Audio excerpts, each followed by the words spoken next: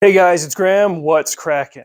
It's not often that I read two books that give me a sense of deja vu about each other, but it happened in the last couple of months with these.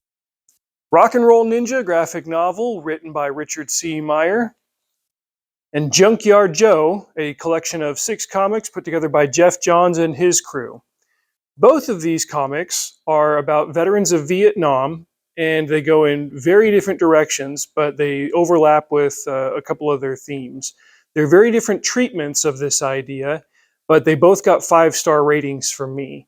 Let's dig through some of the artwork and the story and the elements of these and go from there. So I'm not going to spend a whole ton of time describing Rock and Roll Ninja. It's a pretty simple and straightforward concept. There's a band of Vietnam veterans that go home to New York after the war. Their lives are a bit of a mess, as was often the case for Vietnam veterans. They didn't get the ticker tape and respect that previous generations of soldiers had. So there's a lot of depression, a lot of in-between jobs, a lot of substance abuse and that sort of thing. When their old unit leader calls them up for a 6-week contracting gig where they'll get a whole lot of money, they take it, and the job requires them to train ninjas in the jungle somewhere of the Far East. But once they're there, they realize that the whole thing was a trap. They're not really going to be allowed to leave and go back to their lives. So they take their ninja training and their skills training and stuff, and they escape, and they come back to New York and they start a rock band. But it's a successful one, but they don't want to become too successful. They don't want to gain notoriety that would spread back to the ninja house. So they refuse to sign with the big label. They just tour locally. Nevertheless, they still get found out, and now they've got to still travel around and be the band, but also use their ninja skills to evade these assassins that are trying to kill them at shows and stuff. The artwork is freaking amazing. I don't think I've ever seen any artwork that Barr has done before, but his style was incredible. I read through this book as I was working on the art for my own book that I'm doing right now, and I could study this and look at it and say, like, this is where I can get better. I can look at different things that he did, the outlining against hard shadows, the value, the perspective, all of that. I mean, he just kills it on this one. I got to be careful flipping through the pages because there is some graphic content in this one that I don't want to throw onto YouTube.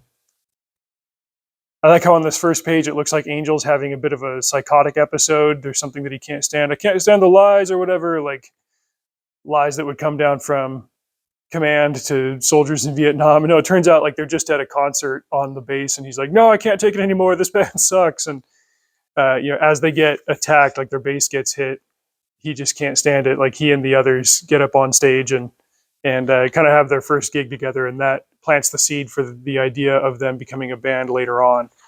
But man, just look at the detail in this one. This was a late crowdfunding campaign. I think your boy Zach started this book or announced it in 2021, and I backed it pretty much immediately because I liked the idea and I liked the standalone concept of it.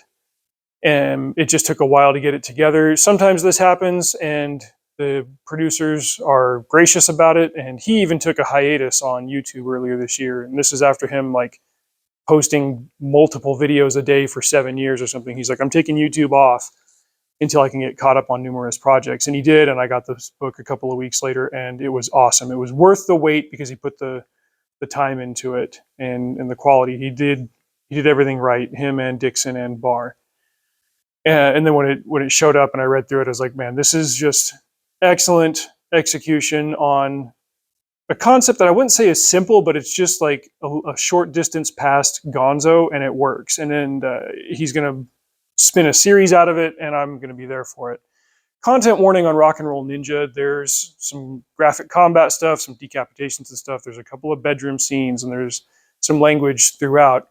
But like, I appreciated that he wasn't putting the pedal to the metal on that stuff, which a lot of this kind of 80s style throwback content can go that way. I understand that it's a staple of the genre, and if you're going to have like soldiers doing ninja stuff, things are going to happen, but it didn't commit too heavily to that bit, and I really liked that. I just want to show you like one piece of art or something back here again. I liked the back pages. Like that's a final shot of the band: Frank, Dennis, Hudson, and Angel. Again, that's like one of the negatives that he does throughout. But just, I mean, look at this stuff. Frank is a video editor. Hudson works in the sewers. Dennis is an elevator tech, and like Angel, he's the most well-adjusted out of all of us. He's a drag queen. Oh man, just this art was so freaking good. Like this is the kind of stuff that if I look at it and I say like I need to get better at art so that I can draw like this. Not that I necessarily have to have like all of the visual cues in the exact same style as Matt Barr. I just want my style to get better, to get closer to this. So very, very good book. Can't remember if I put it on my best of year list, but I know I put Junkyard Joe on my best of year list, and this is one that I am ridiculously excited about. He hangs a lantern on the influences of this one partway through, but if you know, you know, and when you see what the cues are that Jeff Johns was drawing on to put into this story, man, it'll make you really, really excited. I was not prepared for how good this book was going to be. But let me back up and give you a little bit of backstory on it. So earlier this year, I showed you the Ghost Machines comic sampler that I bought. It was, I think it's an imprint or a small, I don't know what the exact terminology is. It's a series of comics published under Image Comics where Jeff Johns and a bunch of other creators are tying together different IPs that they're creating for what's called the Unnamed series. And the big ones running right now are Redcoat, Geiger, and Rook Exodus. I'm reading Redcoat and Rook Exodus. I didn't really have any interest in Geiger because it was nuclear wasteland stuff, and I've read a lot of those that I don't really care for them. But I saw in the timeline of the Unnamed series, let me pull this up for you right here. So this is the timeline of the Unnamed series. I saw Junkyard Joe comes online, and he was this soldier robot. I was like, okay, that tickles my fancy. What's that about? I thought it was going to be one of these ongoing Ghost Machine series. No, it was a comic that was already done a couple of years ago. It was compiled into this trade paperback, and I believe this was put together in 2022. So I asked my local comic shop about it. Yeah, for first printing June 2023. So this omnibus edition, we'll say, the TPB, came out last summer. I asked my local comic shop about it. They're like, yeah, we don't have this coming in as a series. It might be already done. So there are 6 issues compiled here. And it's like, well, I'll just grab it online and read it. I'll find out about this Junkyard Joe character. My assumption was that it was going to be about a robot fighting in the jungle. And I thought that could be cool enough on its own. What we get from this is so much better than that. And as I described online, this sits at the intersection of a whole bunch of things that interest me. So we start out with a unit of soldiers in Vietnam, and they get a new guy who transfers in, and he's quiet. He doesn't say anything. He doesn't emote. They ask him questions, where are you from, whatever, and he doesn't talk. They just assume that he's spooked because he's a new guy. I got to be careful, kind of like with Rock and Roll Ninja, about showing you stuff here because there are a couple of combat scenes. There's some graphic violence, and I don't want to overplay it, but for a while, Joe is going through the jungle with the men in this unit, and they're talking about home. They're talking about their families, the things they love, the things they miss, and they don't realize that he's this eponymous robot. They just think that he's some quiet transfer guy. Well, then they get ambushed. They get attacked by Viet Cong, and there's a grenade, and Joe jumps on it. He does the Captain America thing, and it blows his skin off, and uh-oh, he's not human. He's a robot. So he helps them out by defending them, saving them and stuff, but then they get ambushed again, and they all die except for Davis, and he's getting attacked by a Viet Cong soldier. This goes on for a bit here, but it's all well-paced and well done.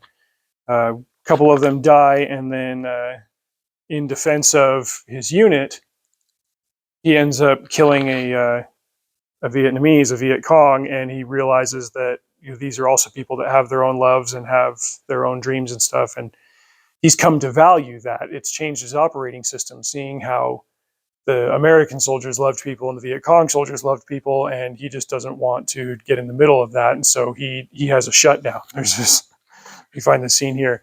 Nixon and Kissinger are remotely watching the robot, and they're like, "Oh crap! He assumed that he did his evaluation and he just shut down. So this thing's a failure."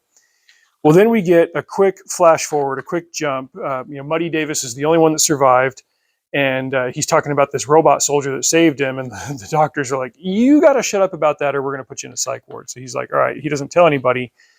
Flash forward 50 years to the 2020s, and for those 50 years, Muddy Davis has become a cartoonist.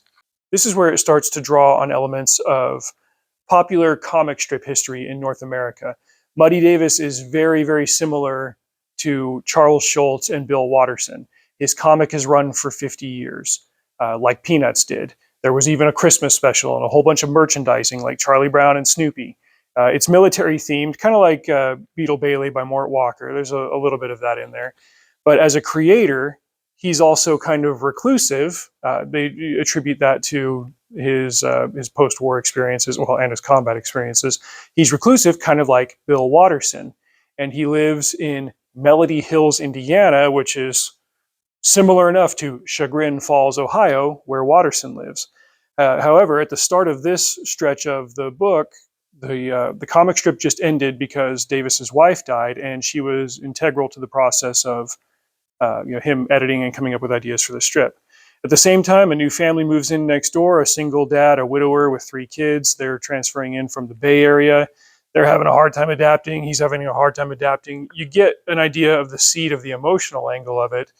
At the same time that they're realizing they just moved right next door to this nationwide famous comic artist. I also like these little inserts here. We get to see some of the Junkyard Joe comics that Davis drew during his career. There's also a scene later on, let me see if I can find it, where some bad guys are popping in, and this is all reprinted with permission and stuff. They hang a lantern on it. These bad guys are looking for something, and they find a Peanuts comic in the snow, and some Calvin and Hobbes stuff in the snow. There's a scene later, before I get too far down the rabbit hole here, where the kids end up running off with Junkyard Joe, and I'll explain his presence here in a minute. And there's this panel that, where can I find it? There's this panel that's a throwback to a famous panel of Calvin and Hobbes walking through the woods, teetering on a log across the creek. So there are these mentions in there that it's like a love letter to the successful Sunday funnies of the 20th century. Unlike Peanuts, Calvin and Hobbes only ran for a decade, and I've talked about that in other videos, but you get the idea. He's this cartoonist, he's in mourning, he's a widower, so is the new dad next door. At the same time, right after his wife dies, the robot comes back. The robot that the military told him wasn't real, the robot that everybody denied his existence, and Muddy Davis does not know why. But he seems like he's just there to help. At the same time, there are some bad people hunting down Joe. So there's some veteran stuff going on, some PTSD stuff going on, some deep state government stuff going on. These people, they're not robots, but they're wearing masks that are like the robot. They're looking for Junkyard Joe. And, hey, what better place to look for him than in the home of the creator who did this comic of a robot that looks strikingly like this secret government robot that we sent into the military all those years ago. I'm going to be very careful about showing you the rest of it, because this is a book that, even if you don't read comics, I want you to get online and buy a copy of it. It is incredible. Content warning, like I said, for some graphic combat violence. There's some people getting shot, and there's the occasional S-bomb, but other than that, the language is clean. This is a book that I would love to see on the screen as a movie. The emotional human arc of it all is, these two families next door to each other learning to deal with their grief by becoming friends, becoming neighbors, and bonding over this traumatic incident of, hey, the government's coming to look for this robot. Davis is saying this robot is my friend. The kids bond with the robot. It's just freaking awesome. And like I said, it sits at the intersection of so many things that I like and that I care about. Books like this are why I became a reviewer. This is why I write articles about books. This is why I make videos about books, because I find these ones that are just home run, out of the park, succeed on every facet type books. And if I hadn't decided to look at the Ghost Machine books a couple of weeks ago, I wouldn't have found this one. I wouldn't have gone and looked it up. I wouldn't have bought it. I wouldn't have read it. I wouldn't be here. But I was rewarded for branching out and trying to find something that I hadn't found before, a diamond in the rough. And now I've found one of my favorite books of the year, and one that I know that I'm going to read again. It does everything right. So a big high five, big shout out to Jeff Johns and to his cohorts in this, Gary Frank and Brad Anderson. If there's one caveat I have on this one, it's that at the very, very end of the book, without spoiling anything, I'm just going to say there's something that happens that it's kind of a wink and a nod to the whole, I don't know, multiverse or multi-dimension angle to this story. The supernatural component that ties all of these unnamed series titles together. There's like a Doctor Strange is the wrong way to put it, but basically like somebody that can travel in between dimensions or maybe travel through time. I guess it's all technically time travel. Who winks in and checks on Joe and is like, "Oh yeah, here he is." And I got the impression that that's where this series will connect to Geiger, to the one that I didn't want to read. It was like, crap. I'll probably wait till that one's out in trade paperback and see about getting a copy of it. But in the end, these are two extremely well put together graphic novels that execute differently on a similar concept. One of them does it in black and white, one of them does it in full color, one of them does it with a little bit more intensity, but also a little bit more 80s action. The other one does it with a little bit more levity, but a little bit more 90s style heart. It was cool to see two different creators dip their hands into the same bucket of themes and elements and come up with two extremely different treatments that still hit the 5-star level for me. So for Rock and Roll Ninja, you got to follow your boy Zach on YouTube. I'll put his channel description or his channel link in the description. Whenever he gets to announcing the next one, I'm sure that I'll put up a community post about it. And then you can find Junkyard Joe on Amazon. I highly recommend you check both of these out, especially Junkyard Joe. I think that one is going to have the wider appeal. But they're both just fantastic, and I know that I'm going to read them again over and over many times. So that's it for now. Let me know what you guys think. Till next time, drive safe. See you out there.